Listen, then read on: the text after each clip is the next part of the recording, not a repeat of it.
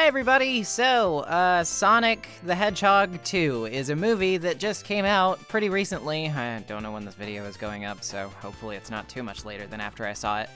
But, yeah, I made a video talking about the first movie when it came out, so now I'm gonna make a video talking about the second movie since it just came out.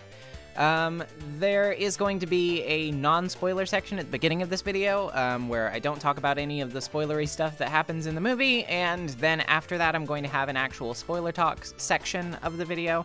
Don't worry, I will be very thoroughly disclaiming when that period of time is going to start, and so, you know, you won't have to worry about being accidentally spoiled because I go too fast or whatever. So with that all being said, let's just hop right into it.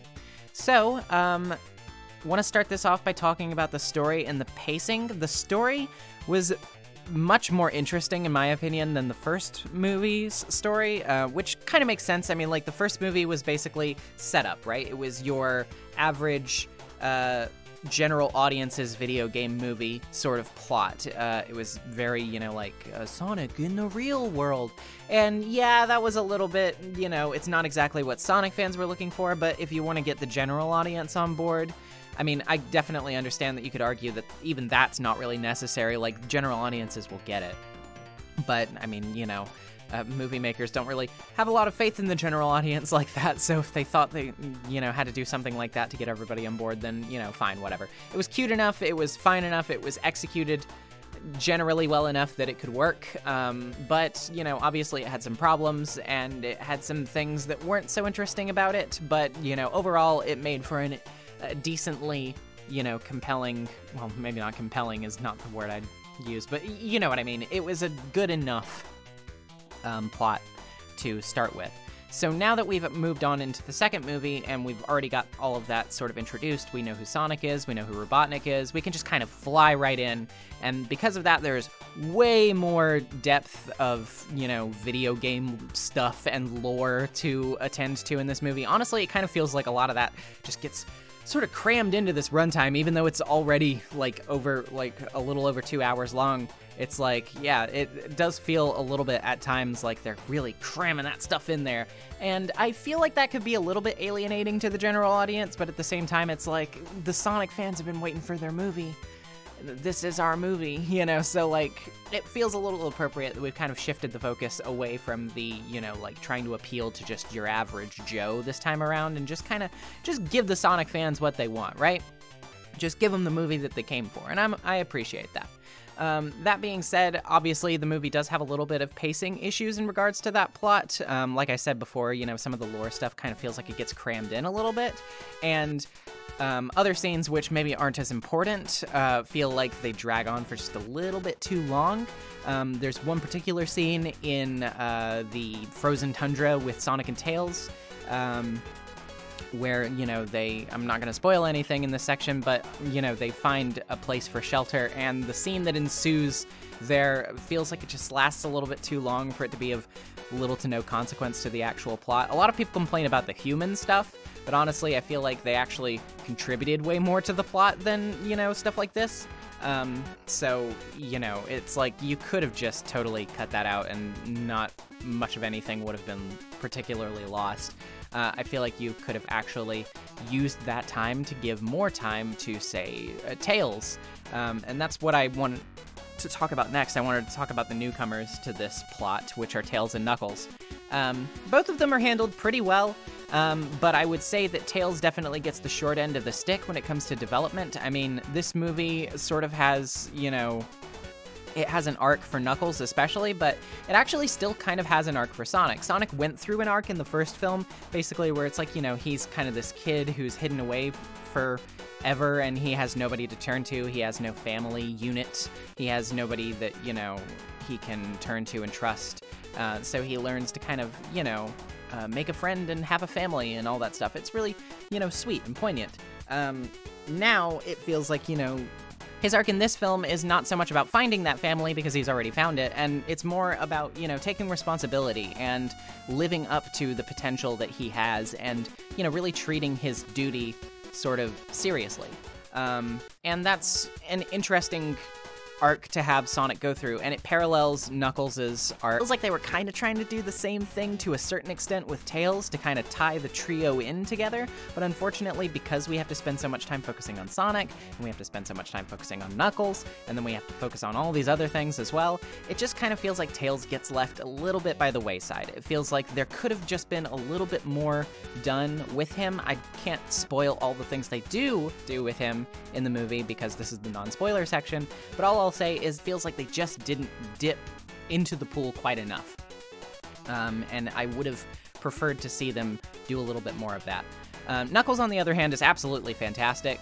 His characterization is definitely different from the games. The Drax thing with him kind of, you know, being a little bit humorless in that humorous way, I will admit it kind of did get a little, like, the gimmick started to wear a little thin by the end.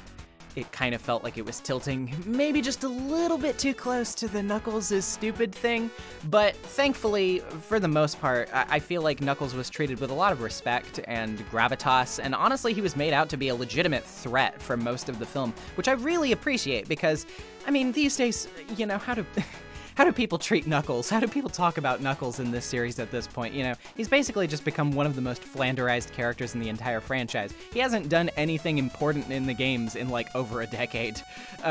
So it really felt cool and special to actually see Knuckles treated with, you know, some real weight and dramaticism. Like, you know, it really does feel like, oh, this is Knuckles. Like, he's really important. You know what I mean? So that was really cool.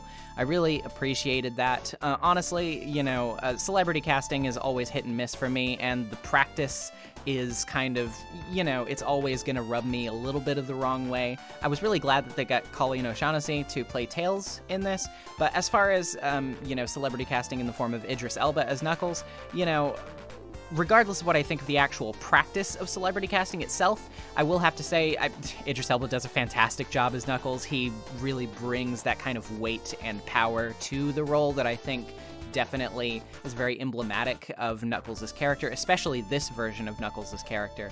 Like I said, he has things that are definitely different about him in terms of the movie Knuckles compared to game Knuckles, but honestly, all of the differences were, you know, they were fine differences. I didn't really mind them that much, and honestly, they formed a pretty cohesive character at the end of the day that had a very distinguished arc, and, you know, everything that he goes through parallels Sonic in very interesting ways, and it makes for a convincing character journey throughout the film with everything that he does and everything that he says, and, you know, it's just, it's cool. I really enjoyed it. Storytelling-wise, I think it was rather well done. If I would say one thing I wanted a little bit more of from Knuckles, I wanted just a little bit more of that humor, you know what I mean? And not humor as in like, ooh, Knuckles is so dumb kind of humor.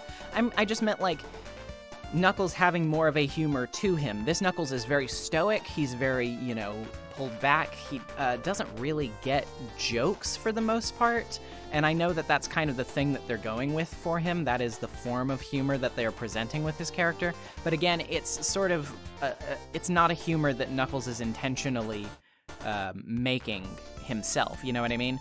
I wanted to see just a little bit more of the Knuckles that we see, you know, in Sonic 3 and Knuckles, where he, you know, he springs a trap on Sonic and Tails or something, and he's up there laughing and giggling to himself like a little shit. You know, I would have appreciated to see a little bit more of that kind of side of Knuckles from this particular Knuckles, but I can also understand at the same time that maybe that would have clashed a little bit with the vision of the character that they were trying to go for in this particular iteration, so maybe that's why they couldn't have done something like that. So I understand that, yeah, I mean, you can't do everything, so it's passable in that respect. But otherwise, I mean, you know, Knuckles is great. Speaking of the game characters, we should talk again about Sonic and Robotnik. Even though they were in the first film, it's interesting to talk about how they've changed since then. Sonic is more or less the same. I generally like him just as much as I did in the first movie. I feel like he gets more good stuff to do in this film, obviously, because of, you know, just the increase in action and game elements and stuff like that. I also feel like you know, the subtleties of his sort of little emotional character arc were fun to follow with, and I generally did enjoy seeing him kind of change over the course of the film. His attitude doesn't change so drastically that he feels like a completely different character by the end or anything. I mean, for the most part, he still resembles himself from the first film just fine, but I do feel like he went through a little bit of a more emotional maturity, I guess, if that makes sense. And you can kind of see it in the way that he acts and treats other characters, and it's just, you know, generally entertaining.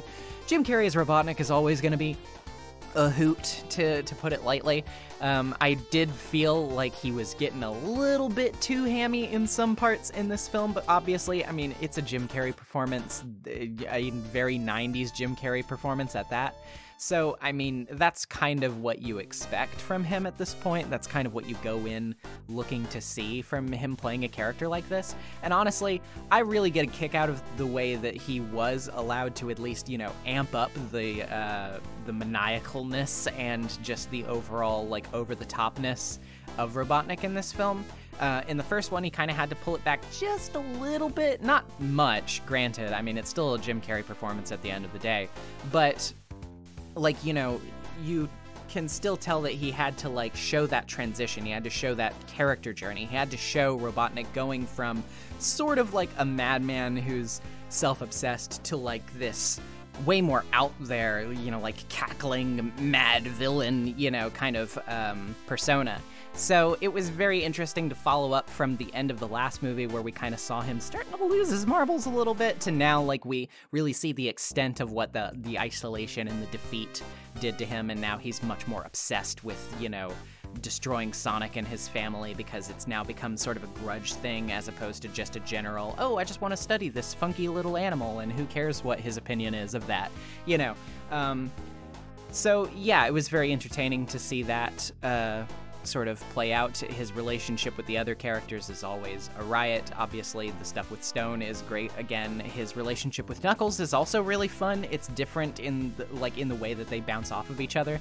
The only complaint I would actually make about that is it feels a little bit like sometimes he's just so over the top that I feel like even Knuckles at this point should kind of realize that there's something wrong with this dude. Like, he should kind of be thinking to himself, like, okay, I know we're sort of, like, working together, but, like, you're kind of a freak.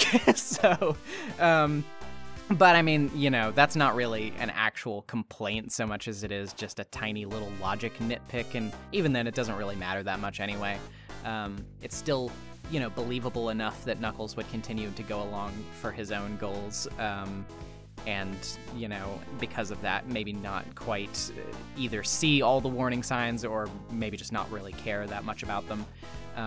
But yeah, I mean, like, what's to say? It's a Jim Carrey performance at the height of Jim Carrey performances, and this might actually be his final one. Who knows? Unless he comes back for Sonic 3. I hope he does. But, I mean, even if he doesn't, he did a really great job here, so I really enjoyed that.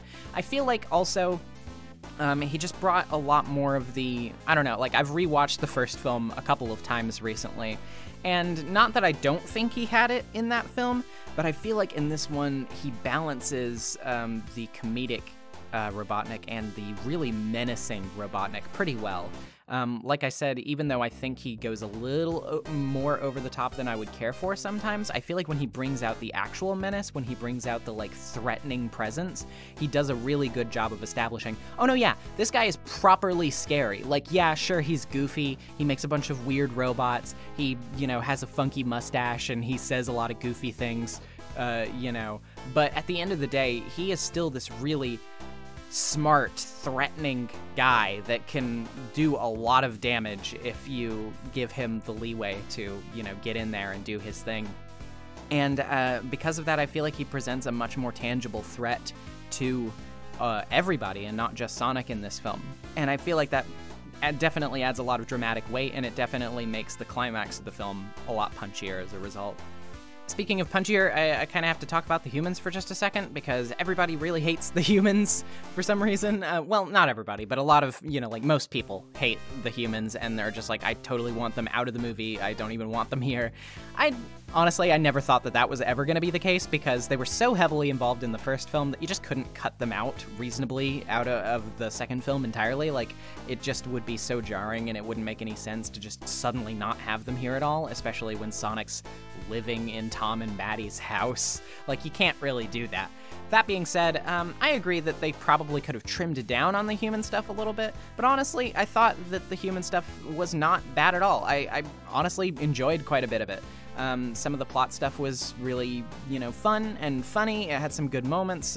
There were plenty of adults in the theater who thought that Natasha Rothwell was a riot, and I kind of agree with them. I don't necessarily think that the human characters are the best characters in the movie or anything like that, but they certainly didn't take away from it that much for me. Even though it did feel like their sections kind of slowed the pacing down a little bit here and there, and I wish that it had been tightened up just a tad, they tied it into the main plot well enough that honestly I didn't have that much of a problem with it. And honestly, there were some things that I actually really liked about it. I'll go more into detail in the spoiler section, but I will just say I feel like the handling of Rachel, the character, was a lot better in this second movie than in the first one. I feel like, honestly, in the first movie, she's just kind of made out to be this hysterical laughingstock, and honestly, it felt a little, mean-spirited, because honestly, her reactions are pretty believable in that kind of situation. I don't know. It just felt to me like, they were really writing her off as this, ranting nag when, at the end of the day, honestly, if I were in that position, I don't know that I would have reacted much differently than she would. So, yeah, I don't know. It just felt a little bit better overall, that they gave her more of a kind of a respect in this second film and treated her feelings and reactions and emotions with some actual sympathy and dramatic weight. And I don't know, it just felt good that, she was a little vindicated in this film, I guess, is basically what I'm trying to say. So, I don't know. I enjoyed that. Maybe it's not to everybody else's standards, or maybe it's not everybody else's cup of tea, but I enjoyed it, so there you go. And I'm a huge Sonic nerd, so I don't know what that says about me. To give my overall general impressions for everybody who doesn't want to be spoiled on the events of the film, this is basically the end of this section. I'm wrapping it up now. I'm going to give my general thoughts and tell you what I think overall, and then you will be able to head off into the sunset. So here's my sort of verdict. I think Sonic the Hedgehog 2 is a really fun movie. I think it's way better than the first movie by far, especially having rewatched the first movie several times recently. I can definitely say, yeah, the second movie is just way more fun to watch. It's just way more engaging. It's more action-packed. It has a lot more of the game stuff that you would come to love and expect. If you're not already a Sonic fan, I actually kinda don't know what to say would be the likelihood of you enjoying this movie as much as the first, because honestly, I don't, I can't step outside of my frame of mind of being a huge Sonic nerd for long enough to imagine what it would be like from the perspective of somebody who doesn't know that much about Sonic. So maybe it would be better for you because it'd be more engaging, or maybe you'd sort of lose the plot somewhere in there, and, maybe that would be good enough reason to be like, this was a little bit too convoluted. But regardless, this is my opinion, so take it or leave it. I would say absolutely go see Sonic the Hedgehog 2 if you haven't already. Especially if you've seen the first one, I would say that it's just a much better time generally than the first movie. And even though it suffers from some pacing issues here and there, and maybe it starts to feel like it overstays its welcome here and there a little bit, I would say it's more than worth it for the absolutely fantastic final act. Oh my gosh, the final act is so good. I won't even say that much about it, but dang, that alone is worth price of admission for me. So especially if you're a Sonic fan, absolutely if you're a Sonic fan, go see it. I mean, if you haven't seen it already, just go see it. And there you go. That's my general thoughts on Sonic the Hedgehog 2 without spoilers. So if you don't want to be spoiled on anything that happens in the movie, go on ahead and leave the video now, because here's where I'm going to start talking about the stuff that, all the nitty-gritty, juicy details. So, yeah. Let's go for it. So, the lore stuff. Oh my gosh, there is so much to talk about here, and I apologize if I don't really remember everything to say, because this is just a very stream of consciousness video like the first Sonic movie video that I made. Obviously, you probably are able to tell that this is not scripted, so I'm just kind of, working off the top of my head and what I remember in the moment. But, I mean, so the stuff about the Master Emerald, that was very interesting to me. I know that there are probably a lot of people who don't like the fact that they separated the Chaos Emeralds and Master Emerald into, or I mean, not the inverse of that. They took the Master Emerald and the Chaos Emeralds and sort of combined them into one thing, sort of. It's the Chaos Emeralds, you know, all meld together and form the pieces of the Master Emerald, and then, like, you know, they sort of coagulate into the big green emerald itself. Honestly, I don't really mind this at all. In fact, honestly, I thought that for the sake of expediency and for just generally making it a little bit more understandable and not confusing the audience with a bunch more MacGuffins to worry about, I thought that it was actually a pretty smart move for the sake of both the plot and the lore and just, like, getting it all in there. If they had to explain, oh, you know, there's 7 Chaos Emeralds, and the 7 Chaos Emeralds can be controlled by the Master Emerald, which is also a way more powerful emerald. Like, you know, then you're just throwing out so many things all at one time that, like, for a video game, it's not really that big of a problem. But for a general audience watching a family action movie, you know, it kind of feels like, oh my god, what? Okay, slow down. What? Hold on. I don't understand. So, you know, kind of combining them into one thing while still allowing them to technically be separate things for the sake of the fan service was a pretty smart move in my book. I appreciate it. I think it was well done, and honestly, that leads into the other stuff about the echidnas and the owls, which I also thought was really cool and interesting. The Echidna tribe was definitely reminiscent of the Knuckles clan from Sonic Adventure, and I appreciate that. And I like that they sort of kept that, I mean, like, obviously they kept it a little bit more ambiguous. I don't know that they necessarily wanted to go in as hard on the whole, like, Knuckles, your life is a lie, your people were bad, actually, but, like, you know what I mean.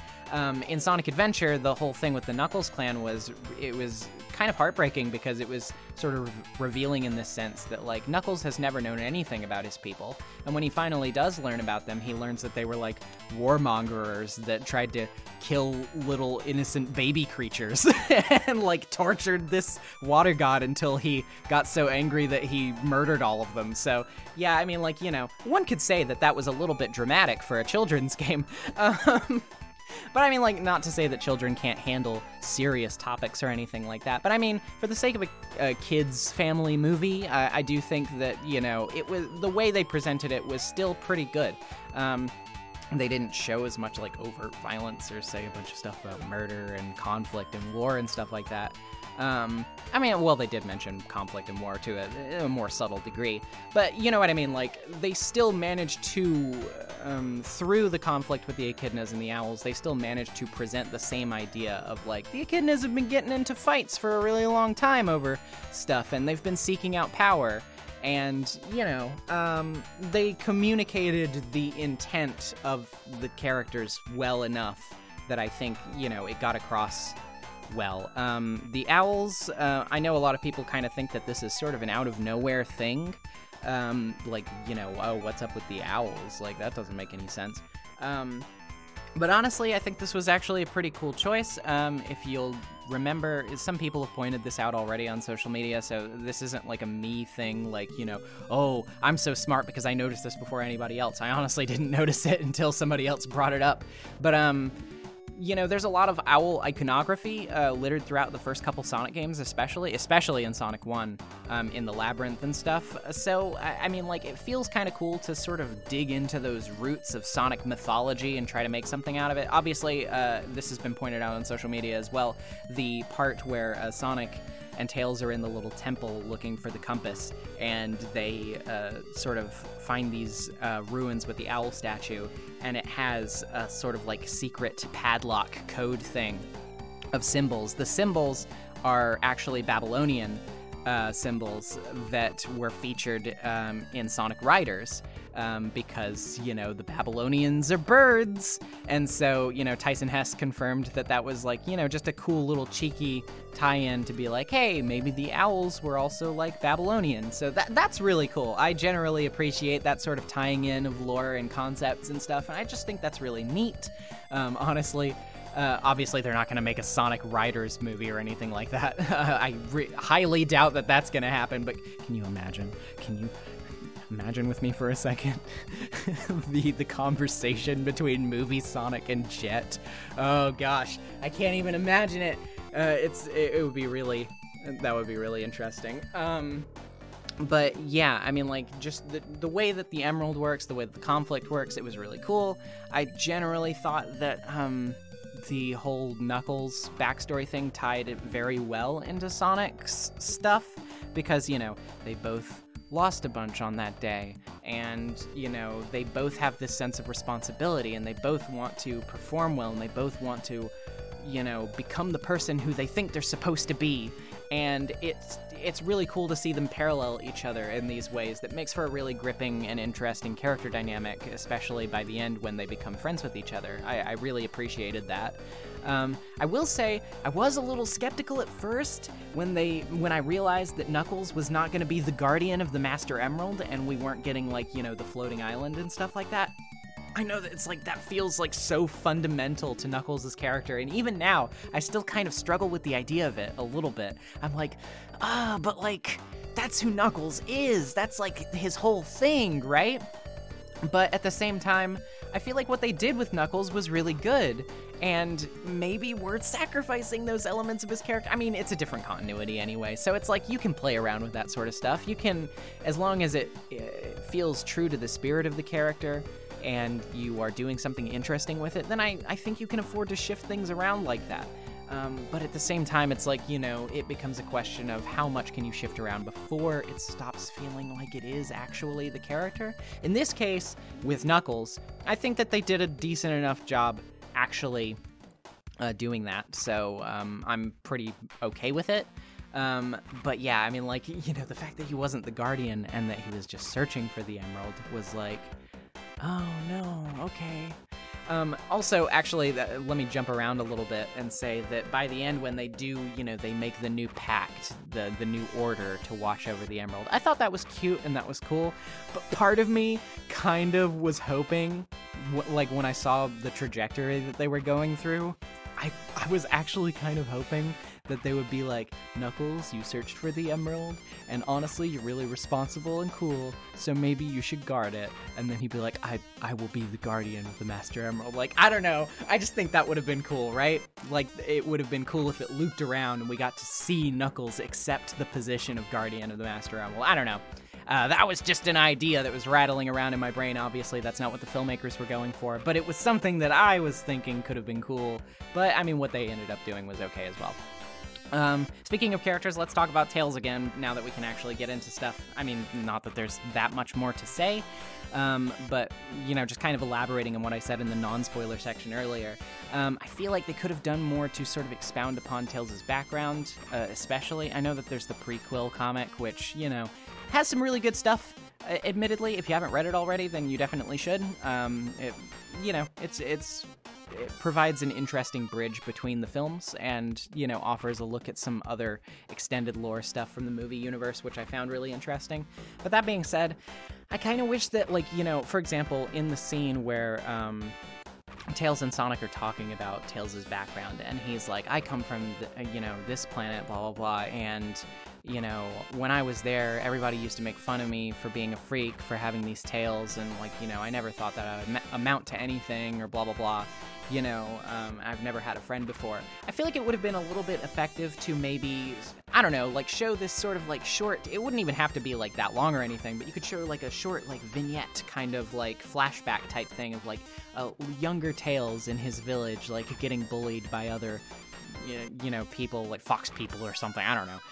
And they, like, kind of push him around and are laughing at him, and he looks sad, and then maybe, you know, you show him finding, you know, like, building his equipment and then finding the signal and watching Sonic and being, like, so inspired by him. Like, wow, that guy's so cool, and, like, he doesn't even care what people think about him, and, like, I look up to him, and, you know, all that kind of stuff.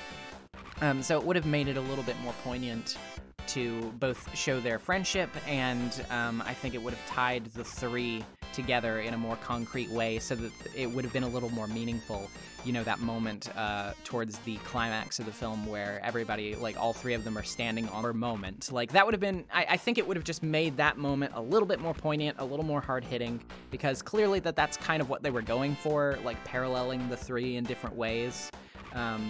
In that they all kind of feel like they need to step into their own responsibilities and, like, be the hero, you know, or, like, do what they were meant to do, you know, kind of thing.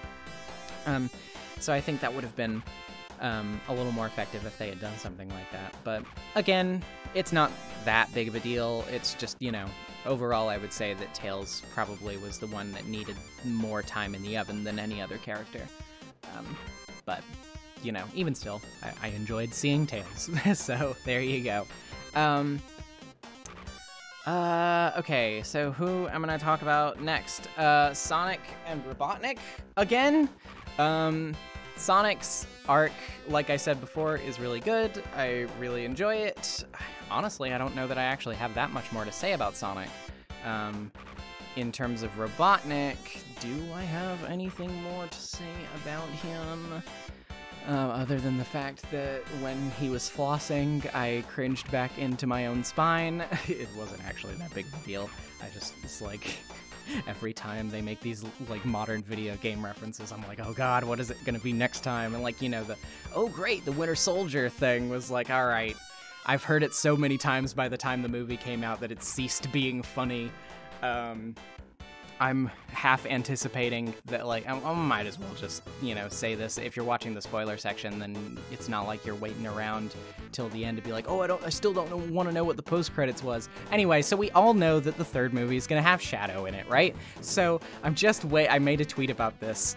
I'm waiting on that moment in Sonic Movie 3 where Sonic gets shot off into space in a pod or something, and then he chaos controls back onto the Ark or whatever it is they're doing for the movie, and he looks at Shadow and he says, "You tried to eject me, but I'm not the imposter." Like, you know, just something. I know it. I know it's gonna happen. I can feel it. I can feel it looming over the horizon. But anyway.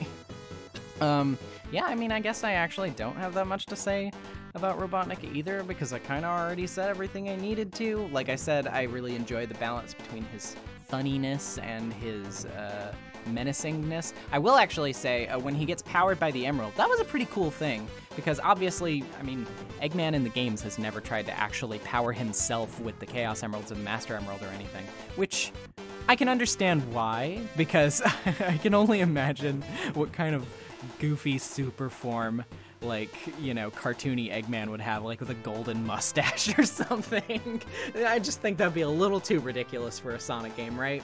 But that being said, the way they presented it in this movie was actually really cool and kind of creepy. Like, his whole weird, like, monotone, double layer voice. I know he, like, does the funny auto-tune with it sometimes, but, like, honestly, like, when he's just speaking so uncannily, and he's, like, tilting his head, and he's leering nearby, and, like, teleporting and surprising people, that was honestly convincingly really creepy. I thought that was actually a really good way to show what a threat he was, in that, like, everybody was like, oh god, okay, I need to stop making fun of this guy because he could psychically explode my head like a tiny little grape. You know, it was pretty cool. It definitely played him up as more of a threat. I really liked the development of the dynamic between Sonic and Robotnik this time. In the first one, it felt more like, you know, Sonic was never too, well, I mean, like, he was threatened by him, like, he was still running away from them, and he was like, oh my god, you gotta help me, they're gonna dissect me. But, like, it still felt like every time he interacted with Robotnik, he was very flippant. He was very like, oh, good job, Eggman, with your little eggs and your stupid robots and stuff. Like, you know, he never really took him as a serious adversary or, like, rival or, you know what I mean. So now in the second one, it feels a lot more like Sonic's actually pretty worried. Like, the first time Eggman shows up at his door, he's like, okay, and, like, he gets angry really fast. Like, Eggman is threatening his family and, like, talking about, like, I'll destroy you and everybody you love, and, like, Sonic is really visibly upset by this. It really creates a sort of more fearful tension between the two than I think existed in the first film, and I really enjoyed that.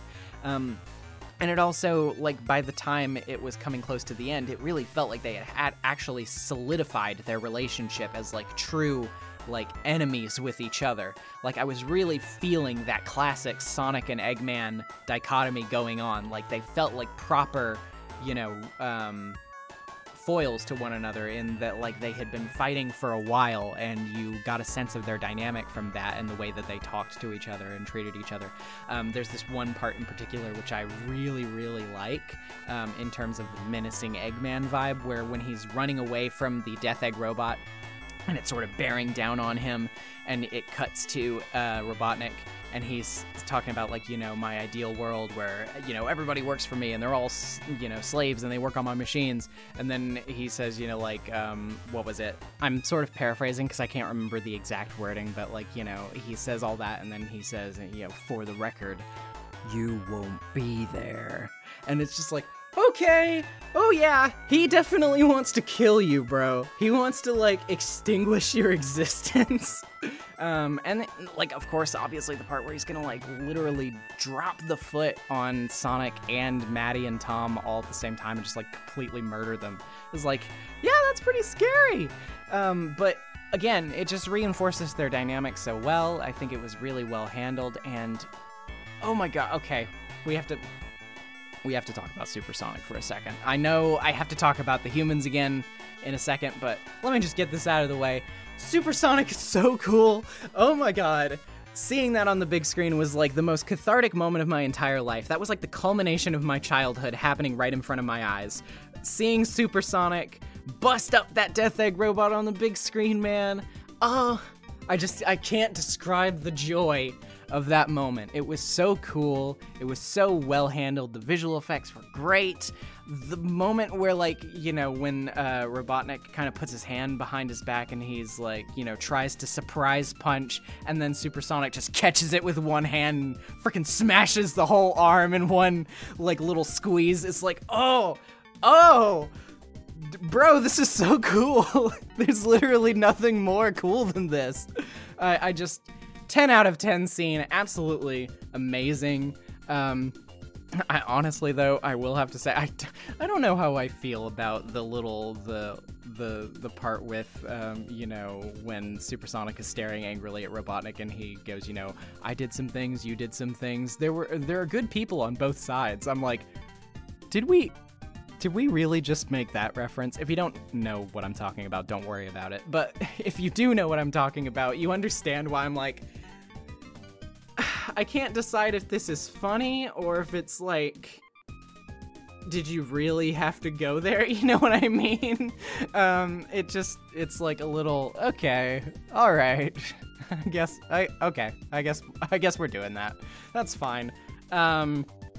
But, and of course, I mean, like, the moment where he zooms around and he, like, totally busts up the whole thing and he slices the head off, and then he comes up to it and he taps his foot on it, just like he does in the intro cinematic to Sonic 06. I cannot believe they had the balls to pull out a Sonic 06 reference. Not only pull out a Sonic 06 reference, but do it in a way that wasn't, like, you know, self-derisive or like, oh, look at how we're acknowledging how our games suck, like all of the other meta-era Sonic humor has been like a lot of the time.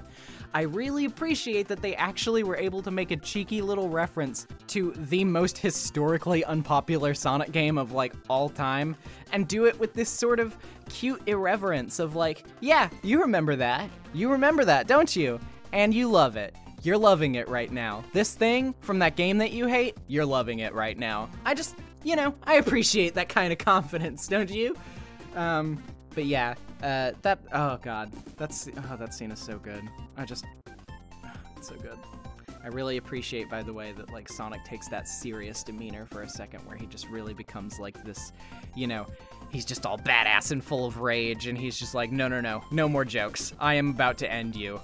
You're like, yeah, it's so good. All right, now that we've talked about the really good thing, we can talk about the humans again. And now I can go into more detail. I thought that Rachel's character arc was really good. Shoot me, sue me, I don't care. I think it was good. Could it have stood to be shorter? Could it stood to have been better paced and take up less time in the movie? Yeah, absolutely, 100%. You could have reallocated some of that time to the places that really needed it, like Tails. But get rid of the plot entirely? No, not at all. Number one, it was tied pretty well into the main plot with the gun stuff. I mean, like, you know, I think that was kind of cleverly utilized, to be completely honest. By the way, a gun Gun exists. That was really cool. Honestly, I thought that, like, sorry, have to interrupt myself for a moment to sort of say what I need to about that, because there's not actually that much to say about it, but I should bring it up anyway. I thought that the fact that, like, Gun was sort of created in the movie universe reactively, to the first movie's events was actually really cool. I mean, obviously in the games, Gun has just been around forever. It's kind of interesting that, you know, in the movie verse, Gun is sort of just this, like, sort of task force subsidiary of the US military, whereas, like, in the game verse, like, Gun basically just is the US military, because the United States, quote unquote, doesn't really exist in the Sonic gameverse, but it does in the movieverse. So it's just like, you know, an interesting little crosswire thing is happening there. I think is kind of funny.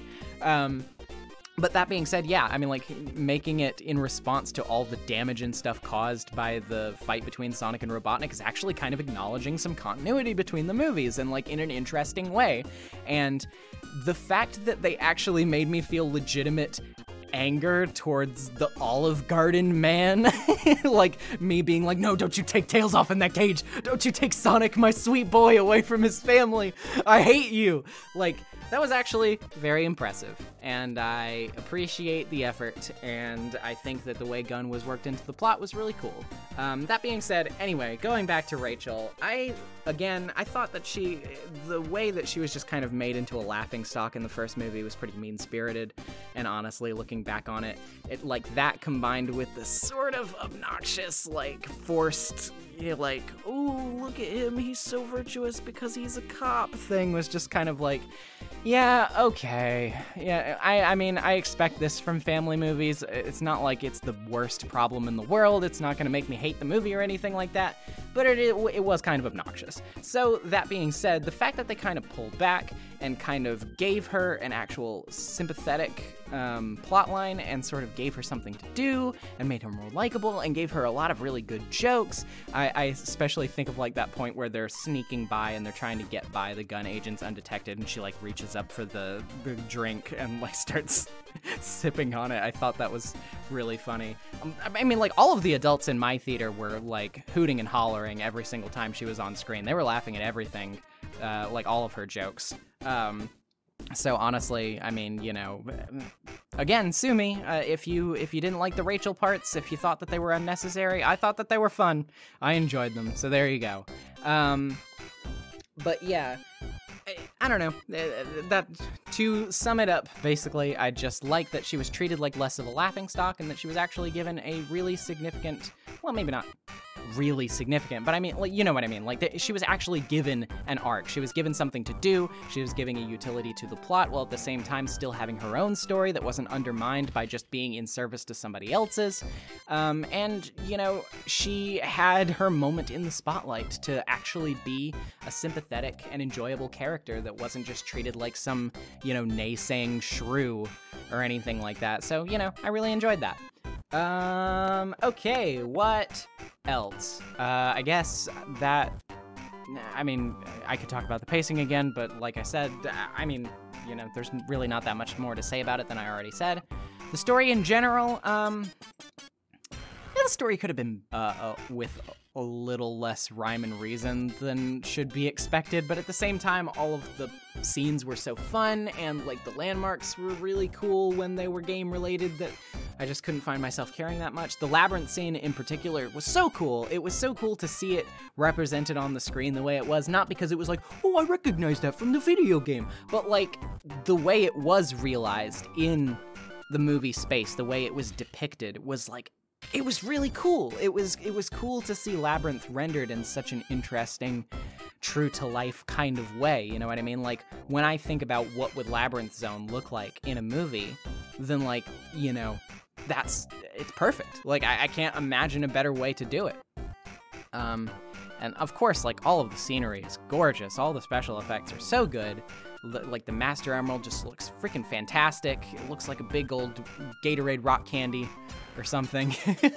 I want to eat it and probably damage my teeth forever in the process, so probably shouldn't do that. I thought it was kind of interesting how Knuckles was able to form the Emerald back at the end. That was wish they had kind of explained that a little bit more, but, you know, hey, whatever. It was still kind of a cool callback to the Sonic Adventure games. That actually reminds me that that is one complaint that I need to make about the plot.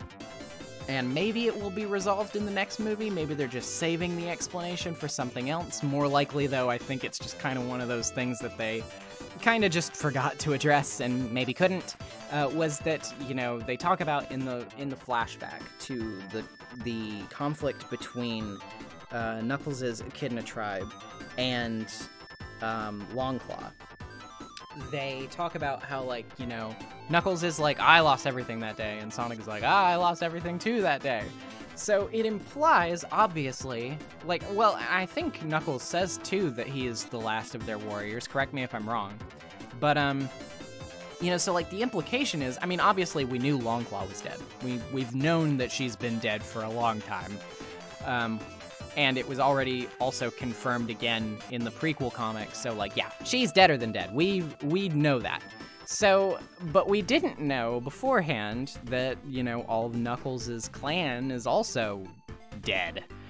So the question that then raises is, did Longclaw murder all of them? Like, part of me wants to think, well, no, that seems a little unlikely because she was already kind of on her last legs and, like, defending Sonic to the death after she got pierced with an arrow. So, like, with as many echidnas that were remaining at that point as there were, I feel like it's kind of doubtful that in her state she would be able to kill all of them. It just doesn't seem like something that she could do. And number two, I don't feel like, I don't know, I mean, like, maybe I'm wrong, maybe I'm naive, maybe she's a cold-blooded killer, but I just don't know that I think that they were trying to convince us, like, yeah, you know Sonic's mom, the sweet bird lady, she murdered a bunch of people. Why don't you sit with that, kids? Like, I don't think that was the implication. I don't think that was the intent, right? But I don't know. I mean, like, they didn't really explain. Like, they explained, obviously, that Longclaw was killed probably because she was doing battle with them. They probably killed her. And, I mean, one would imagine that that was easy enough to do, considering she was injured and there were tons of them, so they probably just ganged up on her. But then what happened to them after that? Why are they all gone now? What, you know, like, what ended up happening to them that wiped them all out? I just, I don't understand. It's very interesting. Maybe they weren't wiped out. Maybe they're all living in the secret city of Echidnopolis, Ken Penders. Oh boy, you know, I couldn't go this whole time without talking about the Ken Penders controversy. I'm not actually going to talk about it for that long. It's not really anything worth paying attention to. If you didn't know already, Ken Penders is a guy who wrote for the Archie Sonic comics, and he made a bunch of echidnas and weird echidna lore, and, like, he's basically responsible for the reason why the Archie comics were so weird and polarizing for a very long time. Anywho, and so, obviously, he was in a legal situation several years ago with Sega and BioWare. He alleged that, you know, some of the characters from Sonic Chronicles were infringing on some of the stuff that he had done for the Archie Sonic comic with the Dark Legion and stuff like that. And they were obviously pretty inspired by the Dark Legion, but, you know, at the same time, it's like he wouldn't really have been able to have a leg to stand on if it weren't for the fact that basically we own all those characters, so they took him to court over it. But then, whoopsie doopsie, that, you know, had you signing over the rights to your characters that you make while you were on the book with us. So we have actually no proof that solidifies that. So then, even though there's no way it should have gone through, a judge approved, you know, okay, the copyright for all of Ken Penders' characters goes to him.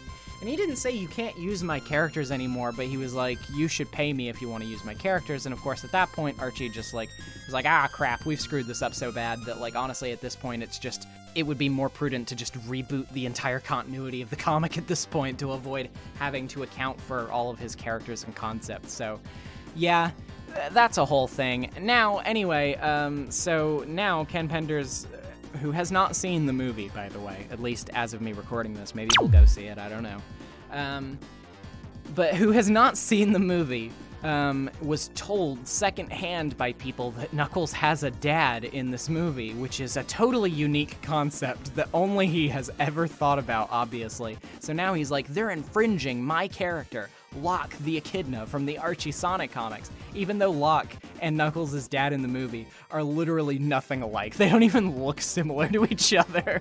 I mean, like, well, I mean, as dissimilar as just Knuckles with a different coat of paint can look anyway, you know what I mean?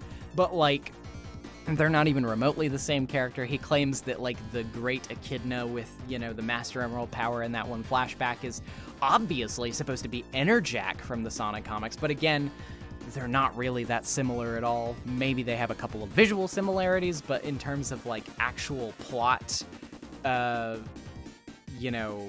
position and like what they do, and even just having a name or a history, they are completely dissimilar in every way.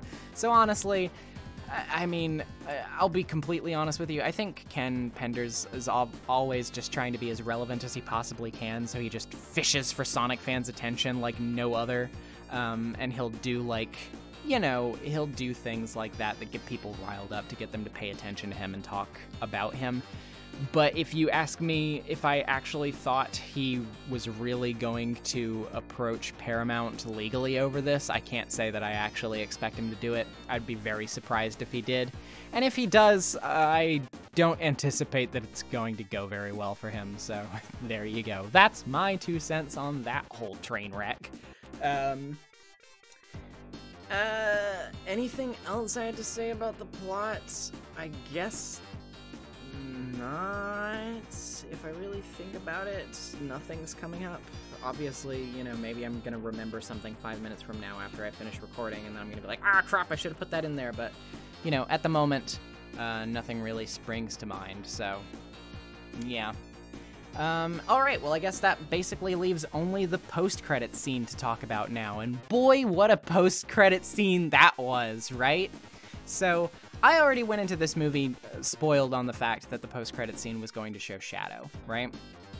And, I mean, that's exciting. It's really cool. I am really excited to see Shadow. The theater that I was in when I was watching it literally burst into applause and cheering as Shadow showed up on the screen, and it was a little hard not to get caught up in the hype of the moment, I will admit. That being said, when I hadn't seen the post-credit scene yet and I just knew what it was, I was a little bit skeptical because I was like, how deep into the Shadow rabbit hole are they gonna go, right? Like, what are they gonna actually do with Shadow's character? And of course, we can still only speculate at this point. But my thought was kind of like, oh, I'm gonna be really disappointed if they reveal him, and then they're gonna be like, oh, he was created by Robotnik as a failsafe to beat Sonic, like, and just excised his whole backstory element and just like made him a creation of Robotnik's. That's kind of what I expected them to do, to be completely honest. But no, when you watch it, like, they have the thing with the agent coming up to the gun commander, and she's like, we were searching Robotnik's file, we found these coordinates, they date back over 50 years, and like he even drops the name Project Shadow. And so it's like, oh my god, they're actually doing this! Like, we're basically getting a Sonic Adventure 2 movie. Well, I mean, obviously, it still remains to be seen how much of Sonic Adventure 2 is really replicated in there. If they really wanted to go crazy, I think they should try to merge the plots of Sonic Adventure 1 and 2. It's probably not going to happen, but can you imagine Shadow feeding Chaos in order to create his perfect revenge against humanity, and then, like, the fight with perfect Chaos happening? Can you imagine? Anyway. I mean, they still need to explain how the Knuckles clan died, so, I mean, I don't know, unless Gerald accidentally, screwed up somehow, and I don't know. Anyway, that being said, considering that they said something about 50 years ago, I think Gerald Robotnik showing up is obviously a shoo-in. I mean, it'll have to be in flashbacks probably, but, like, still, I think the fact that Gerald is going to be there is pretty much determined by this point. That being said, I don't know how far they're going to lean into the Maria stuff, and that kind of worries me just a little bit, because on one hand, I kind of feel like, yeah, the whole backstory with Maria and the arc is pretty dark. Like, even for a kid's game, it was pretty dark. And they only kind of got away with doing it because they would always, like, never show it, but more imply it.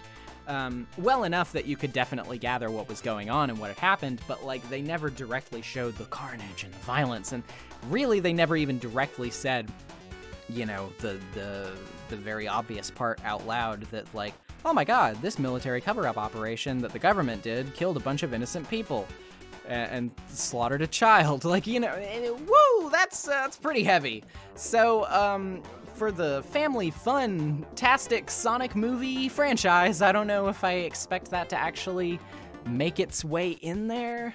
But at the same time, my conflict is that, like, I don't know how you do a Shadow the Hedgehog story, or a Shadow the Hedgehog origin story at the very least, without having Maria be a part of it, because Maria is so fundamental to the way that Shadow as a character acts. Everything that Shadow does and thinks and says, especially in his first appearance, is very informed by his relationship with and his, you know, need to get vengeance for Maria. So, and even at the very end, when his whole outlook on everything changes and he does what he thinks is right, and like his heart, you know, grows several sizes that day, you know what I mean? It's still like, I mean, it's because of Amy, sort of, but like, insofar that Amy is able to jog his memory of who Maria truly was and what she truly wanted. So everything comes down to Maria, like everything is Maria. So if they don't have Maria, like, I mean, can you have Shadow without having Maria? I don't know. Maybe they will have Maria, but they'll do it in a different way. I don't know. Like, there's so many things that they could do with it, and I just don't know at this point. And honestly, we're so early on that, like, speculating is practically useless because there's just no way that we're going to be able to tell at this point what that is going to pan out to look like.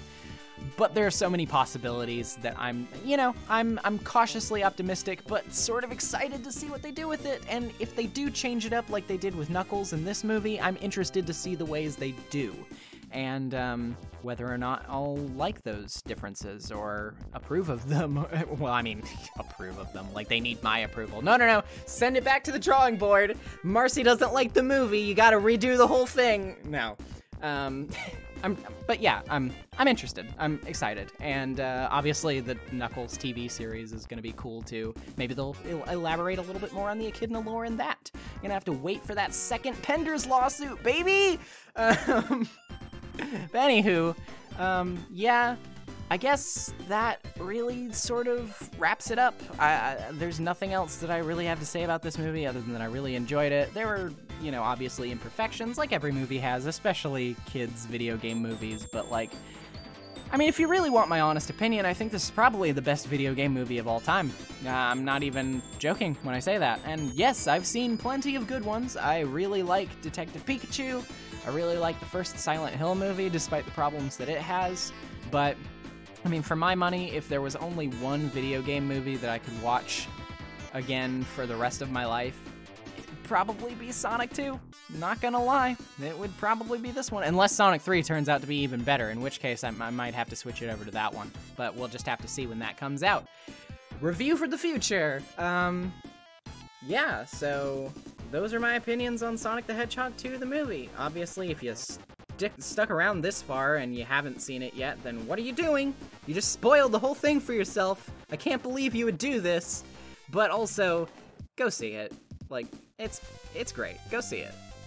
Unless you aren't able to and you're not financially well off enough to do it right now, obviously, then, you know, there are more important things than going to see a cartoon hedgehog movie, and I hope you're doing okay. But, you know, at your earliest convenience, you should maybe see it. That's my opinion. Wow, this really got away from me. Oh, this unscripted nature is really killing me. But anywho, yeah, that's pretty much all I got. Look out for the Danganronpa If video coming very soon, probably. I don't know when this is being uploaded because I still have to figure out sponsor stuff. I'm recording this before I've gotten the chance to do that, but, you know, hopefully I'll be able to do that soon. So, anyway, whenever this video is uploaded, the Danganronpa If video will be coming very soon. So look out for that. And then the Danganronpa 3 video will probably be dropping sometime between late May, early June, tentatively. We'll see how it goes. In any case, I really appreciate you sticking around to watch this babbling stream of mine, and I hope you have a fantastic day, and yeah, I'll see you next time. Peace.